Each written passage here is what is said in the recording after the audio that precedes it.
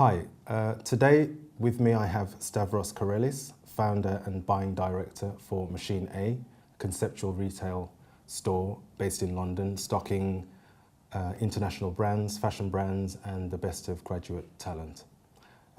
Welcome, Stavros. Thank you for coming today.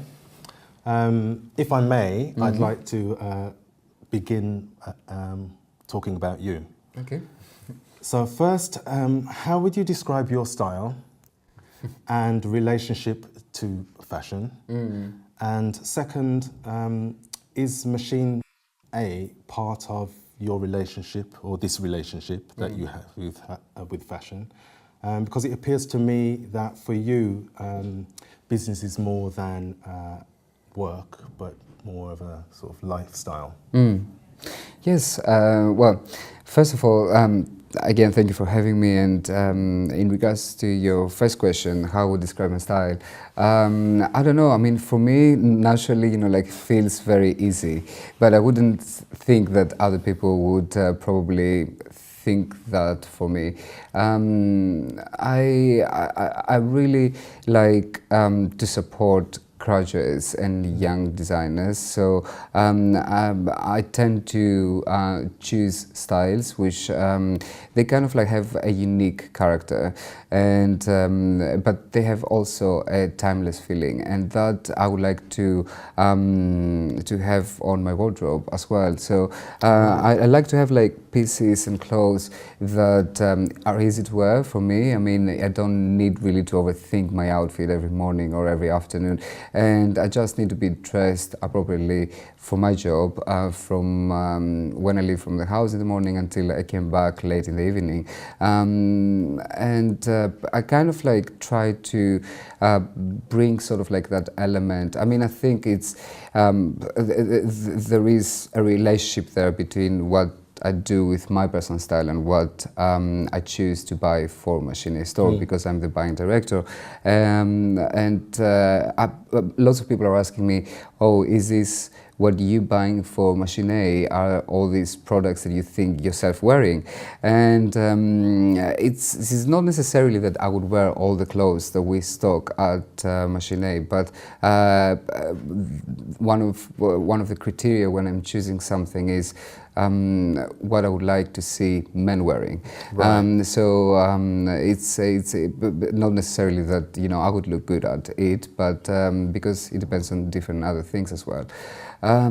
Also about what you asked me, what is the relationship between if it is just a working relationship between me and Machine A, of course not. No, it's a complete. As you said it correctly, it's a lifestyle. It's also it's my own creation, Machine A. So I saw it like from the first moment of creating it, and it wasn't something that we have decided from the very, very first beginning that this is how it's going to be as a store.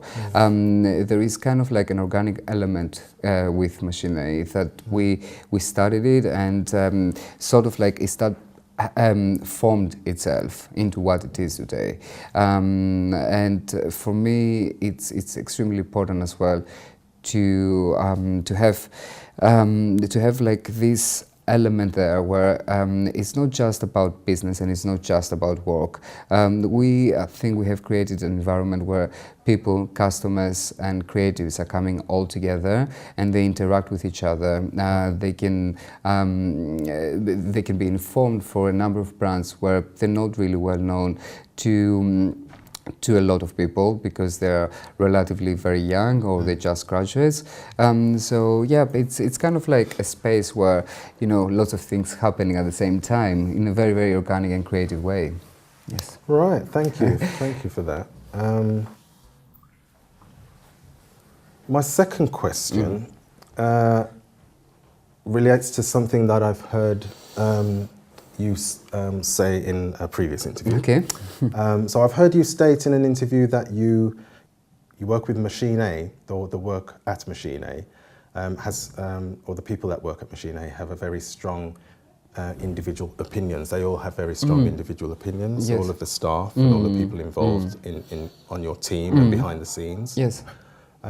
So could you reveal something about these different perspectives and how you think they contribute to a collective vision or sensibility that people now looking in from the outside see. Because I remember my first time visiting the shop, and there was something very particular about even just looking at the fascia, and then how I was greeted when when someone opened the door, of course, and then the actual experience inside the shop.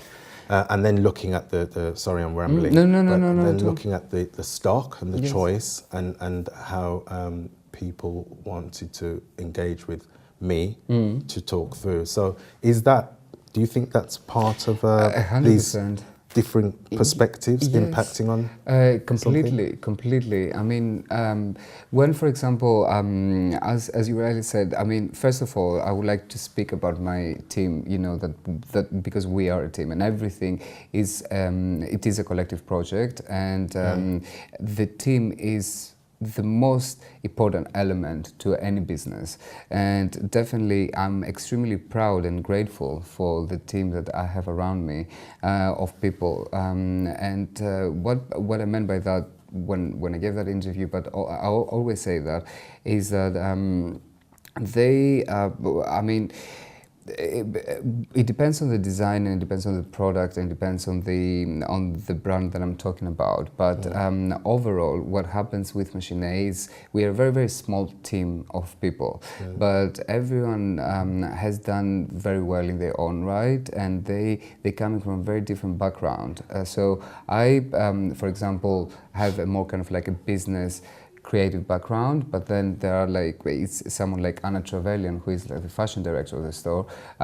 She's got she's a stylist, and she's going to, and it's her vision is also into the store, and she advised me all the time. We talk about the brands always, and because I want to see what is the next big trends, and what, for example, some of the products, which ones are going to be photographed more for the next season. All these are like small elements that I think a buyer needs to know about. So, and then I've got Yasu Asano, who is my assistant, and he's also a writer for lots of magazines.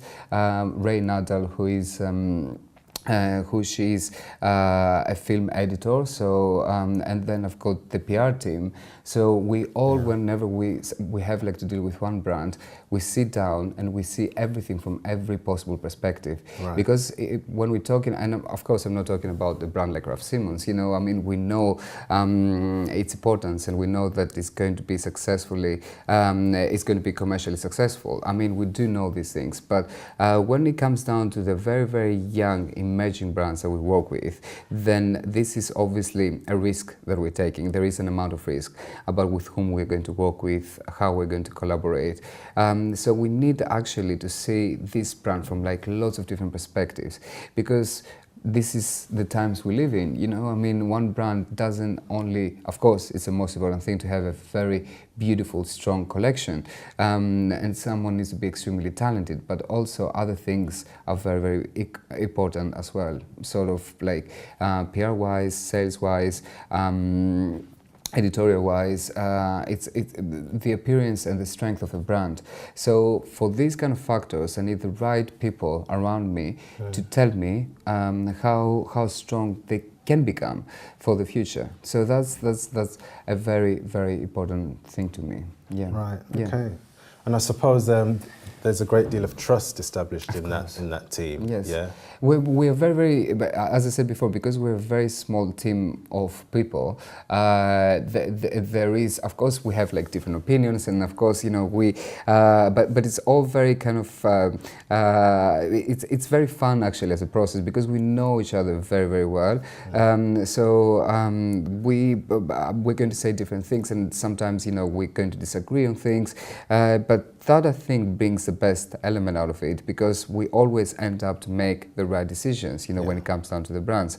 And when you talked before about the experience when you visited the store, that is something as well that is very, very important to us, because it's not just about coming in a store is not just a retail space. I mean, I don't want to make it sound more important from what it is, but also it is an experience, as you rightly suggested. So there are many people that they're walking in and they don't really understand, you know, the concept of the store, or there are people that they come in and they're not aware of all the brands, and they're coming to ask a bit more information, and we are there to provide this kind of information. And for me, it's not the most important factor that whoever walks in that door has to buy something. For me, the most important factor is whoever walks that door feels comfortable enough to spend enough time in here and interact with all the elements of the store, interact with emerging brands, interact with the books, with the magazine, with all of us that we are there, you know, to offer any kind of information, but for the people as well, to offer us back a feedback which is extremely valuable to us. Especially, again, when I'm talking about graduates, it's very important when I have people and I engage into conversation with them and I hear their feedback, how they feel about the clothes, because we all see them, but we all are in the industry. So I want just a customer to hear what they have to say about it, what it is, if they like it or if they don't like it, which are the reasons. And all this is extremely valuable to me as well. Yeah, so that exchange of kind course. of feeds the Yes. development Yes. of the whole. And that's why I think, you know, people as well, you know, feel extremely comfortable about coming into Machine A. You know, we're not a store where you've been judged, you know, like right as you walk in through the door. Familiar and, with you know, that. like, to be judged, you know, are you going to buy or not buy? So, you know, our kind of like behavior on serving someone, you know, is going to change. It's not about that. It's about basically, you know, interact and communicate our message with the people around us. And this is a thing why it has become like a destination. It's exactly for that reason. We are there, and I'm personally there most of the days of the week. And you know, I like to talk to the customers always and see what they have to say about, and you know, just talk about the latest show, what happened yesterday in fashion. You know, all this. It's an extremely important thing. Yeah. Great. Thank you. Okay, so Stavros, I'd like your opinion on the position of contemporary mainstream fashion. Okay, right? sure. Which we all pretty much know Yes. what that is. Yes. You have previously acknowledged that consumers today are more informed. I would add that they're also more complex and confident, you know, in their choices. 100%. Do you think the traditionally dogmatic and narrow mainstream is being, in a way, reconfigured by public voice and demand to be more representative, I should say, of what people actually want and how people actually live, given that we have easy ways of communicating through social media, etc.? Yeah. I mean, exactly. This is what I meant by that, is that when I said that, you know, people have become, customers have become extremely aware of like products, is because we've got like all this social media right in front of us, and I see it like from the customers how they have changed the way of shopping. And it's not just me. I mean, it's all the retailers and online stores as well. They're going to tell you the same thing. The customers, especially for a shop like Machine A, where you know we're working on up to the latest trend and quite a lot like setting a trend out there. So that means that the customers that naturally we're attracting into the store are customers that they also extremely aware of fashion and what is the latest trend and what is the key item from each brand of the season. It's not anymore about just about the brands. You know, people are not coming to shop Ralph Simmons. They're going to come to shop the specific shirt and the specific color and the specific style of Ralph Simmons. And me, first of all, as a buyer, have to have it right, you know, have to make the right decision 6 months beforehand, you know, that I have like managed to pick up that right style. But also, you know, that's why we have the customers we've got, because they trust us that we always make sure that we can offer these products. And this is, again, a very, very important thing with our relationships that we've got like with the brands. And this is why lots of international big brands trusted us, because when originally a store goes to, you know, an international brand and big brand and says, you know, I want to stock you in my store, and I'm going to put you sitting in a rail next to a graduate from, you know, from a college. You know, brands can react very badly into this, you know, because usually they want like their own dedicated space. They want to sit along with like extremely equally important brands. So they think that, oh, that is not the way that they want like to be showcased. And I had to present them why I'm doing this, and I had to explain them why I'm doing this. And the brands understood this, and they embraced it, and they trusted me with that. So it's a very rare thing to be on a rail and see big brands next to a graduate, and then, you know, an emerging brand, and then again a big brand. You know, that doesn't really happen on a retail shop floor. It was something that was like extremely important to me. And this is why the customers, I think, coming to Machine A, because in a rail they can see a selection of products and merchandising that they cannot find anywhere probably else. I know that because of all the social media, about the information that they are out there, they already aware of this merchandising. It's not always something that we suggest. They come into us and they say, do you have these trainers in this color? And you know, you have to have it, otherwise you lose a customer. Yeah. So in terms of like the mainstream contemporary fashion, you know, I don't think that there is how to explain that? I don't think that these two clash. You know, I think there is like enough space for everyone. You know, in the fashion industry, I think, you know, there is enough space, and there is enough customers that they're going to buy into that, or sometimes into both of them, because you need a bit of both of them actually to carry on. So it's everyone, I think, chooses to shop the way that they want to choose, and they're going to choose the shops that they want to buy from based on the available products. I think we are on a period of time where the product is the most important thing. You know, the key item, the product of the season, and this is why you see like so much of, for example, you see a brand like Chanel, right? That is like one of the most recognizable brands, probably the most recognizable brand worldwide. And all of a sudden you see that, you know, they don't need to, but they're launching only one product that is an exclusive collaboration, backpack, limited edition. And this is the product that you see that is being Instagrammed to death by all the celebrities, by all the people, by all the magazines, by all the press, by everyone covering that product.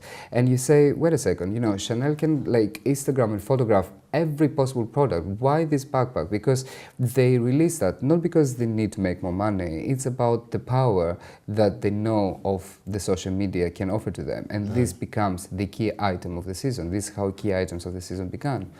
Right. That's really interesting, that answer.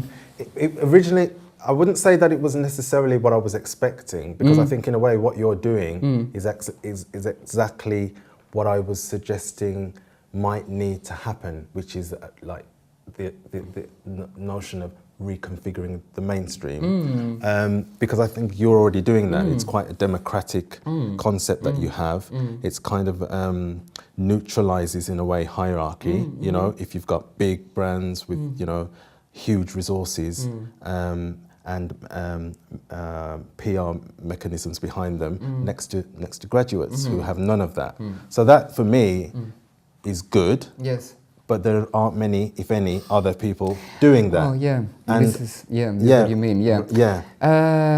It's a tricky one, you know. Like it's not easy. It's what we do is not easy. I mean, people think that, you know, the products arrive and we put them on the shop floor. That's not the case with us. It's going a lot of like planning behind it, about like how everything's going to be showcased in each rail.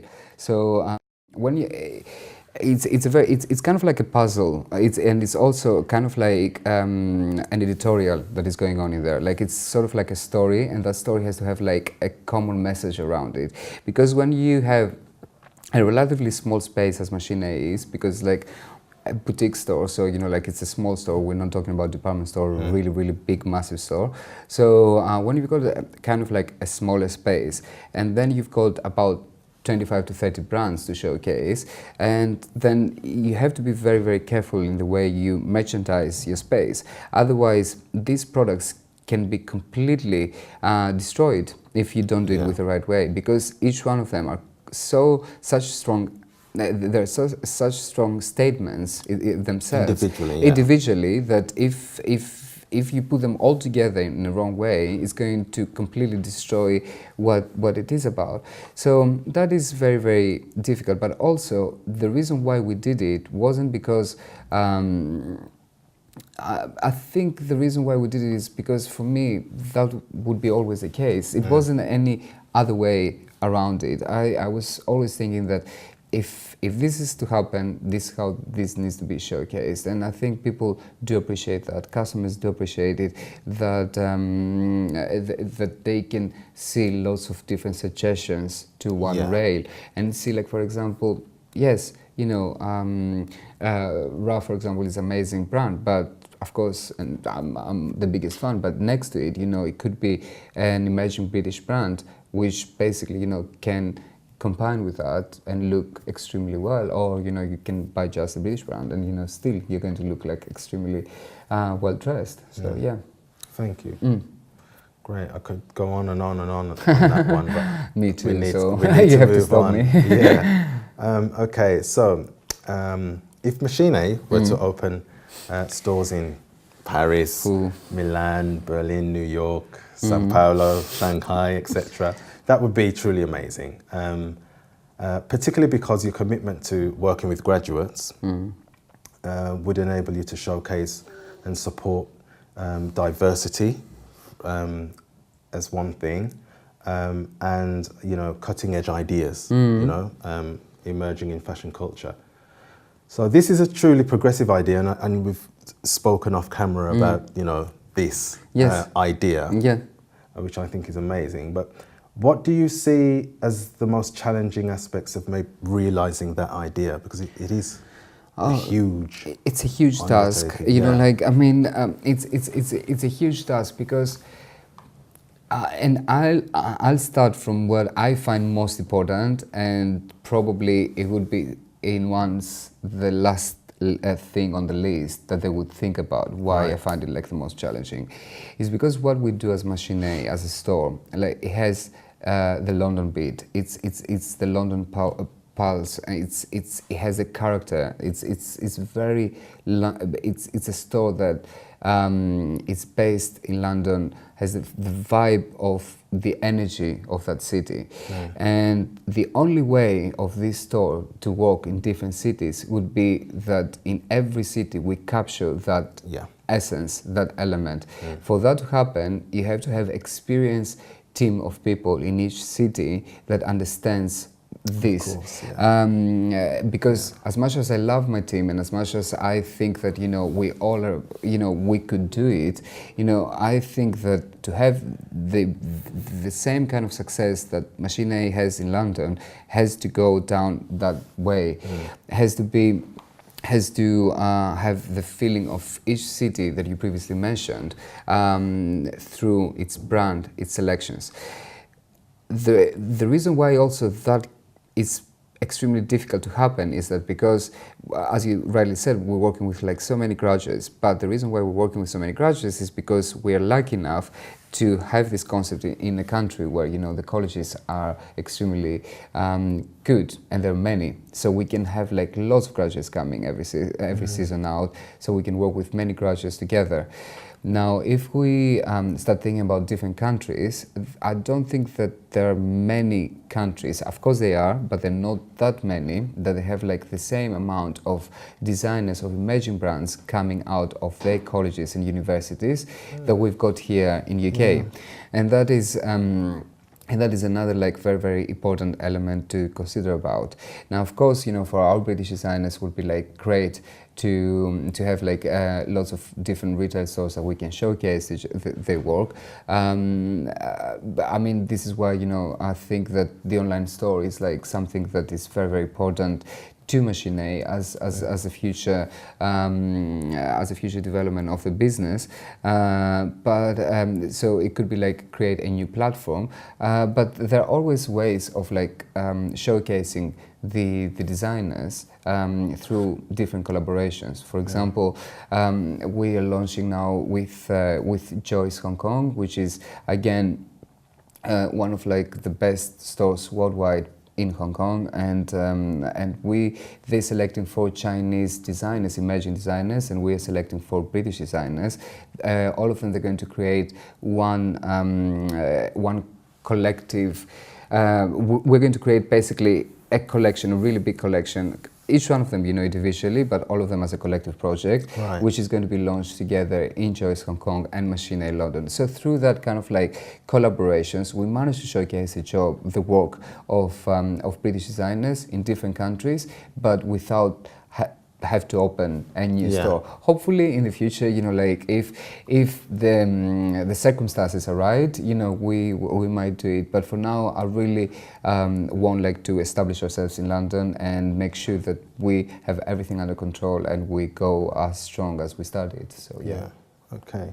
Well, connected to that then is the question: do you think the creation, which you're already on, of an international boutique, or the creation of international boutiques even, which all have their own distinct flavour, which represents the country or the city that they're virtually based in, could pave the way for bricks and mortar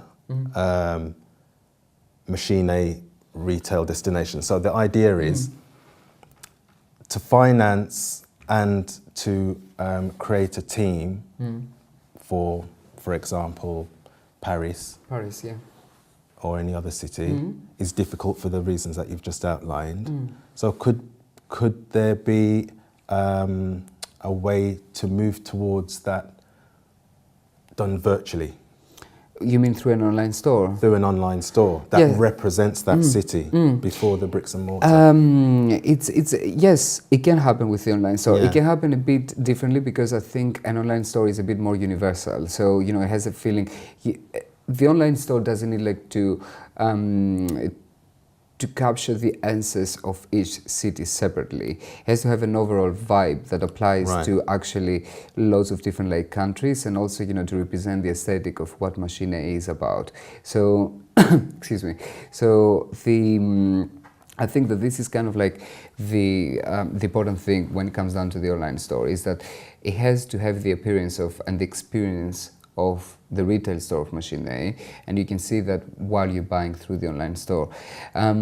Before, when I spoke about like about the reasons why I think that it's a difficult task to do Machine in different places in the world, is that not just because as a store itself, is that a store, you know, the reason of Machine's existence is because of its customers. So what I mean by that is that everything that I said about like the brands and about, you know, to capture the kind of like essence is to offer to the customers what they want. So if you're not experienced with a culture or like a city enough, you don't really know how the shoppers are and how do they feel. You think you know, but you don't know. You know, like, and I think loads of you see. Lots of international stores, for example, they've got like more than one retail stores around the world. They have like to have like separate teams in different countries. It's because the same team has to be somewhere to understand the nature, how people shop. It's very different. Maybe it's easier for like other kind of stores, but someone like a store like Machine, when it is right on trend every time, has to capture that kind of like a bit of like the underground cool scene that goes in every city. And to do that, you cannot do it by distance. You have to be there and experience that, or at least you have to have someone there that you trust enough to get that. With the online store, I think it's a bit more kind of like easier, because you can still you can still create like this kind of this feeling, but you don't need like to kind of penetrate so much into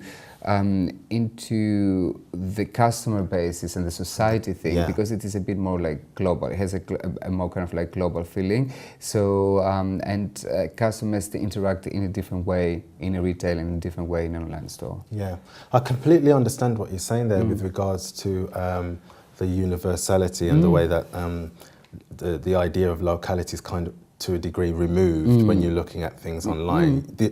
This, I think, is particularly exemplified in social media. Yes. Yeah, but I didn't prepare you with this question, but what I want to throw in is one particular example. Yes. Which is Colette. Yes. Because I think if you look at that, their online store. I love your example. Yeah, it's very French. I very completely- Parisian. I completely agree with you. It's again. I mean, I don't even want like to go down. It's not, and I want like to stress that out as much as possible. I'm not even comparing Machine with Colette. You know, like it's. I have a huge admiration for this store, and you know what Sarah has managed to do with like this store. I'm a huge fan.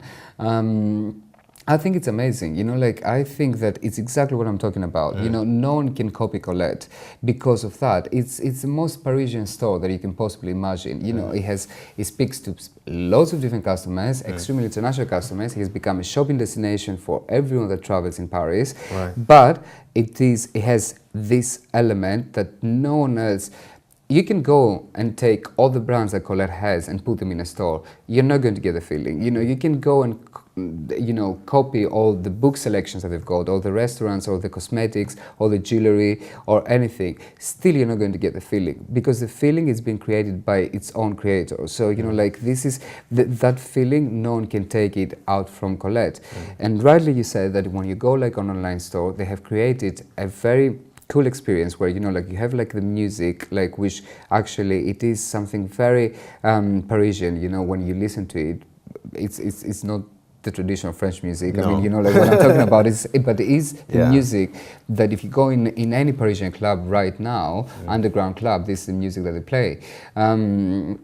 But they're going to have like, and they've got like all these selections with amazing designers. Colette, for example, stocks a lot of emerging British brands there. That doesn't make her lose her own, its character as a store. It's still, as you said, extremely very, very Parisian. And their online store, it's exactly that.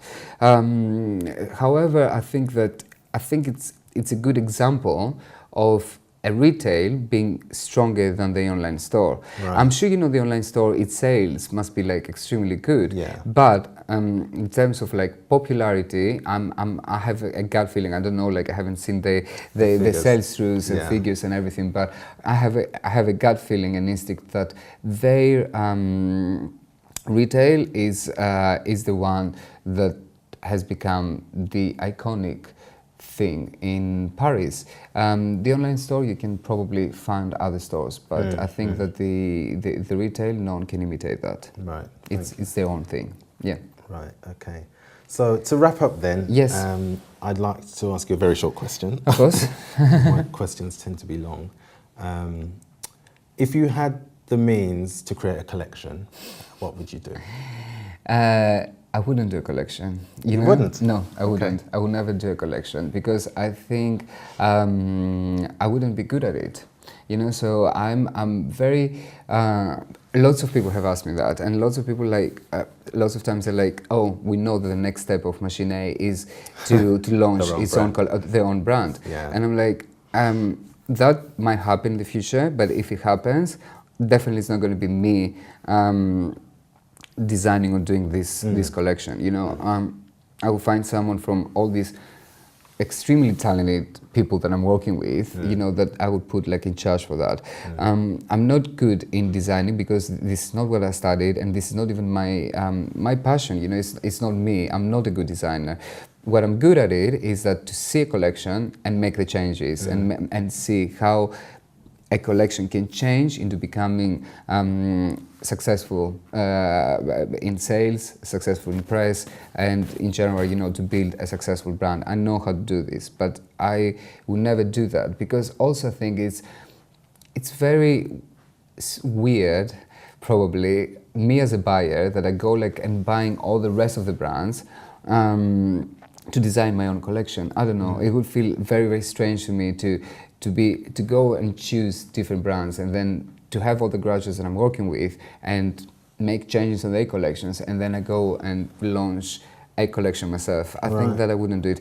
As Machine, perhaps this, I have learned never say never, you know, about anything, but and maybe it's going to happen, you know, to launch our own brand in one point. But as I said, if that happens, definitely I'm going to pick up an amazing graduate or a few graduates that I work with, or I'm going to find from a university and put them in charge for that, because this is what they are for.